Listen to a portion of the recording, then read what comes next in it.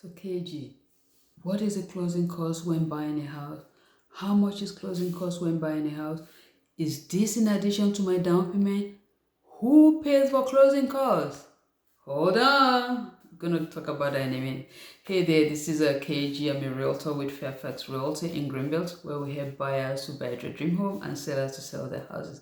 And we do this in the Maryland, DC, Virginia region. So if you're looking to sell, move into Maryland, DC, or Virginia region, contact us below. We'll take care of you. If you're looking to move out of Maryland, DC, or Virginia region, and you have a house to sell, definitely contact us. We'll take care of you.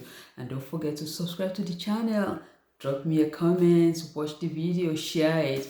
Thank you. So today's question is, what is the closing cost when I'm buying a house?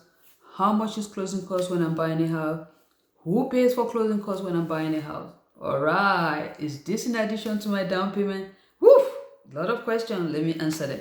So you already know about down payment, right? You know your down payment can go between 3% to 20%. Anything in between, depending on your finances, your credit score, and the loan type you're doing, right? Okay. What about the closing costs? Closing costs can also run you between 3 to 4% of the sales price. That is the rule of thumb we use. So for instance, if your house that you're buying is 300,000, the closing cost can be between 9,000 and 10,000. That's, the closing cost. So then who pays for closing costs? It is the buyer's responsibility to pay for closing costs. Yes, the buyers pay for the down payment and they also pay for closing costs. Now, there are some times where we can get sellers to pay part of the closing costs. In a seller's market, it's nearly impossible to get sellers to pay any closing costs. Why? Because sellers are getting multiple offers. So you can roll that out. In a buyer's market, you can get seller to pay part of the closing costs. But generally, it is the buyer's responsibility to pay closing costs. So what that means is when you want to buy a house, you want to make sure you have your down payment and closing costs available. Okay, so what items are in the closing cost that makes it to be such expensive, 3 to 4%? I'm glad you asked. I'm going to talk about that in a minute. So sometimes when I discuss closing costs with buyers, especially first-time buyers, sometimes I use the analogy of you buying a car.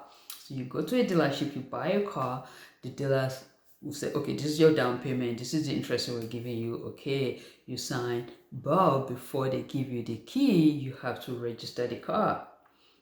The motor vehicle will get part of that registration fees, right? The state will get part of this sales tax. You have to pay sales tax. It's the same thing with with house on a larger, more expensive scale. So let's go through the items that are on the closing cost. So I'm going to use a recent closing that I did as a guide to kind of let you know some items that are in the closing cost. The first set of items are called the loan charges. So when you're buying a house, the loan company is going to charge you some fees. Sometimes they will charge you discount fees. They will charge you what do you call it? Loan points. They will charge you underwriting fees. They will charge you appraiser fee. Appraiser is paid before the closing because those are paid to a third party, which are appraiser management fee company. Other fees the loan company will charge you can be the credit reports. They will definitely charge you credit report. When you put your credit, they will charge you credit report, right? Flood certification. They want to make sure that the house is not on a flood zone. It does not require a flood insurance. That has to be certified. It's a third party that does that. They will pass the fee on to you. They will also collect MIP, what we call mortgage insurance premium. So if you are doing a FHA loan, you have to pay MIP. That's a mortgage insurance premium. To HUD, the lender will collect that upfront. It's a percentage of your sales price. If you're doing conventional loan too, depending on your credit score and the loan terms, you may pay some mortgage insurance upfront. If you are not putting 20% down, you generally have to pay mortgage insurance. This next set of fees are called the title fees, right? The title company makes sure that your title is clean and clear. There's no liens that are not going to be paid at closing in the title. So they charge you for that. They charge you for abstract fee. They charge you for examination fee. An attorney have to examine the fee and the title. They charge you for notary fee. There's certain things that have to be notarized. They charge you for that. They charge you settlement fee. The title company charge you settlement fee.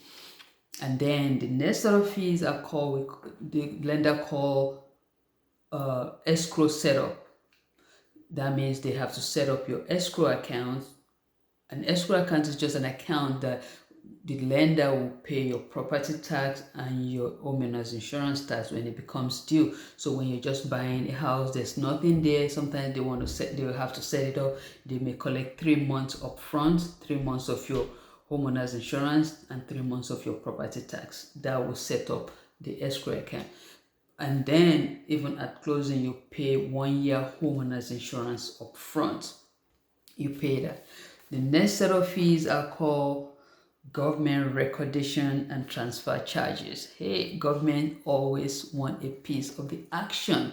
So you pay the government tax, you pay state transfer tax, you pay state recordation tax, and you pay the county transfer tax. 3 taxes. And they are percentage of the sales price. You can't get away from it. The government always want a piece of the action. This is in addition to your property taxes that you pay yearly. This is in addition, right? You pay those transfer and recordation time one time, but you pay property taxes every year till forever. The next set of items we call is miscellaneous. Although it's miscellaneous, but you have to pay them. What am I talking about? If you are buying a house in what we call homeowners association development, then the association development, the HOA, they will charge you for setup fees. Then when you pay, they will collect the first month's homeowner association from you as well. If you have what we call a front foot benefit fee, they will collect that as well at the closing. What fees again? The next set of fees are what we call proration and adjustment. What am I talking about? Okay, so for instance, if the seller of the house that you're buying have already paid for the taxes till the end of the year, and you are buying the house in June, so they've already paid taxes till December and you're buying the house in June. From June to December, the taxes is your responsibility. If the homeowner has already paid it, the current homeowner already paid it, then you have to refund them that money at closing. That's why we call it adjustment. It's going to be adjusted.